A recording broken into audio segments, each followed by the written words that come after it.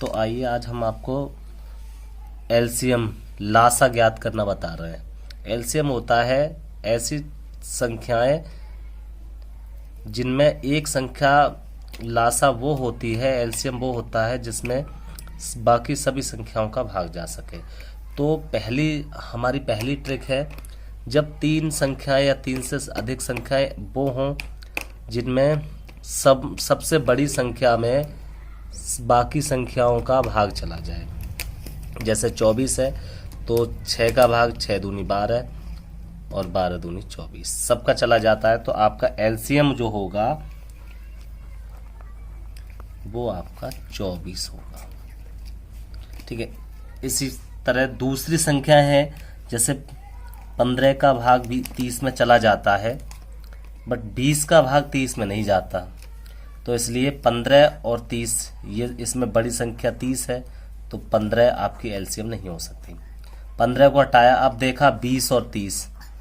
20 और 30 दो संख्याएं हैं, अब दोनों का आपस में भाग नहीं जाता है, तो अब इसमें बड़ी संख्या 30 अगर एलसीएम मान ली जाए तो 20 का भाग नहीं जाएगा, तो 30 को हम और आगे बढ़ाएं, तो 30 में हम अगर 2 का गुणा करते हैं तो संख्या हमारी 60 होती है।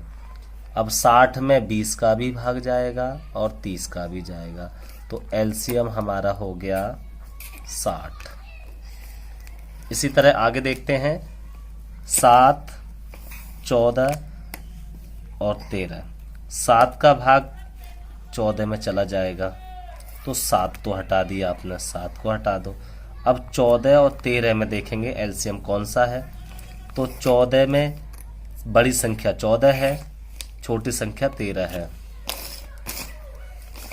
तो अब 13 है वो आपकी अभाज्य संख्या है, प्राइम नंबर है, तो 13 तो एक और स्वयं के अलावा किसी से कटेगी नहीं, तो 14 और 13 में देखा आपने, जब आपस में कोई भी डिवाइड नहीं है तो आप 14 का मल्टीप्लाई कर लो 13 में, तो आप करेंगे 14 और 13 का जब मल्टीप्लाई करेंगे तो 14 3 42 के 2, 14 1 14, 14 में एक 4 जोड़ देंगे तो 18। आपका 18 हो, 1 से 82 होगा, वो एलसीएम होगा।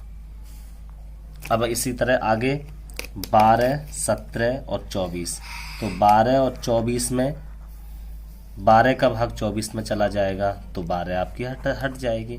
अब बचा 17 और 24। 17 और 24 में 17 है आपकी प्राइम नंबर है, तो प्राइम नंबर है 17, तो 17 का गुणा आप करेंगे 24 में, तो आपका लासा निकल के आएगा 17 चौक 68, 17 दूनी 34, 34 और 6 40, यानी 408 आएगा आपका, वो आएगा आपका एलसीएम।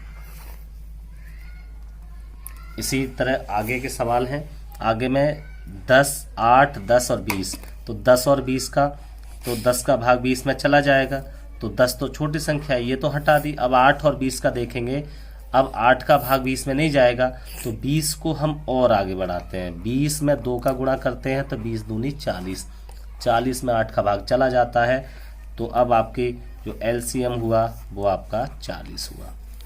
ऐसे ही आप देखेंगे, और एक और सवाल हम आपको बता रहे हैं, 8 और 6, 18 और 6, तो 6 का भाग 18 में चला जाता है, तो 6 तो छोटी संख्या है, तो इसे आप हटा देंगे। अब 18 और 20, 18 और 20 देखेंगे तो 18 का भाग 20 में नहीं जाता, 20 का भाग 18 में नहीं जाता, तो आप इसमें देखेंगे 20 को आगे बढ़ाएंगे, जैसे 2 का गुणा करेंगे तो 40, तो 18 का भाग 40 में नहीं जाता, तो आप करेंगे ऐसी संख्या ढूंढेंगे इन दोनों में जो कि 20 और 18 दोनों का भाग चला जाए, तो आपका रहा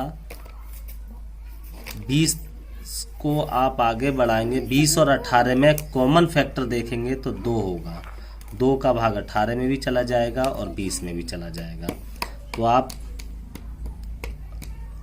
2 का भाग 18 में दे देंगे तो 9 आएगा, 2 का भाग देंगे तो 10 आएगा। अब आपकी